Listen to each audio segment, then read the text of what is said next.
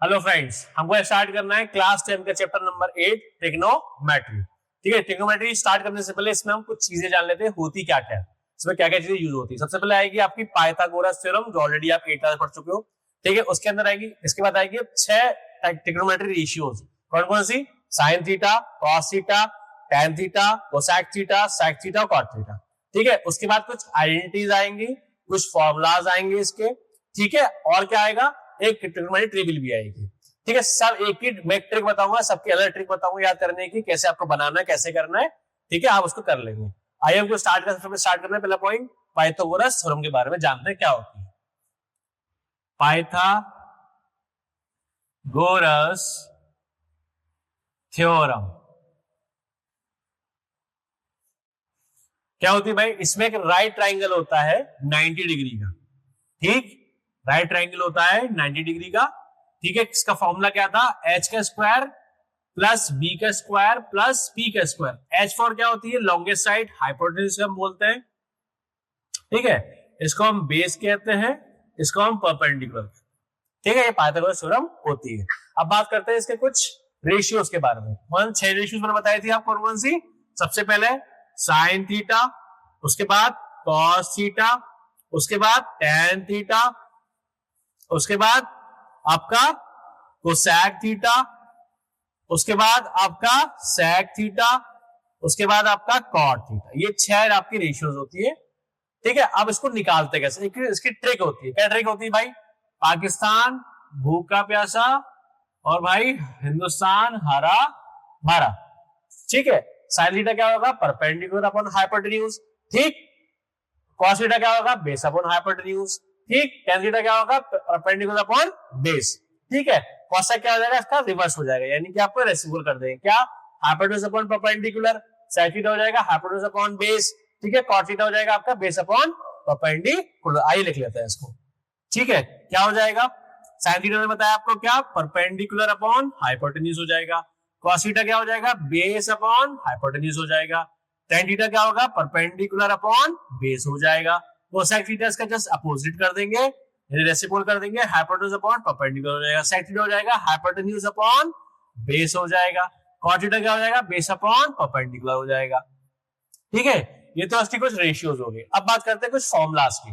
Formulas क्या होता है? देखो, sine theta is equal to 1 upon cosec theta होता है। ठीक, और इसको मैं क्या लिख सकता हूं? इसको मैं लिख सकता हूं कोसेक थीटा, उसका रेसिप्रोकल में लिख दूंगा तो हो जाएगा 1 अपॉन साइन थीटा हो जाएगा।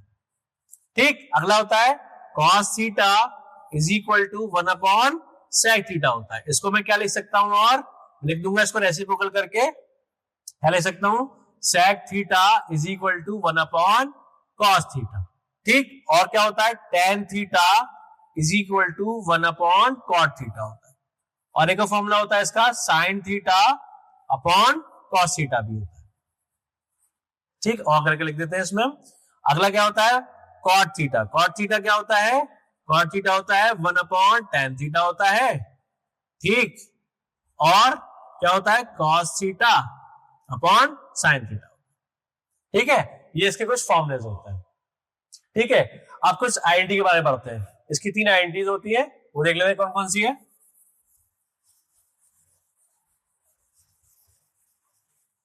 इसकी 3 आइडेंटिटी होती है। सबसे पहले आइडेंटिटी क्या होती है भाई? Sine square theta plus cos square theta is equal to 1। इसको मैं और क्या लिख सकता हूं?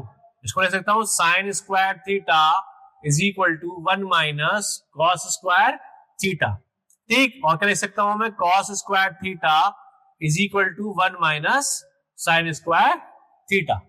ठीक है, दूसरी आइडेंटिटी क्या होती है? 1 प्लस टेन स्क्वायर थीटा। ये फर्स्ट आइडेंटिटी होती है, ये सेकंड आइडेंटिटी है। 1 plus tan square theta is equal to sec square theta. इसको मैं क्या लिख सकता हूं? 1 is equal to sec square theta minus ten square theta. ठीक, थर्ड आइडेंटिटी क्या होती है? 1 plus cot square theta is equal to cosec square theta.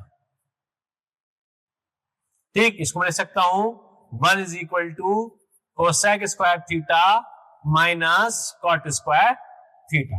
ठीक है, अब एक और बात करते हैं इसके बारे में, ट्रिग्नोमेट्रिक टेबल के बारे में। ठीक है, आइए देखते हैं। इसको बनाने की ट्रिक है, देखते हैं कैसे बनेगी। इसकी ट्रिक ये होती है,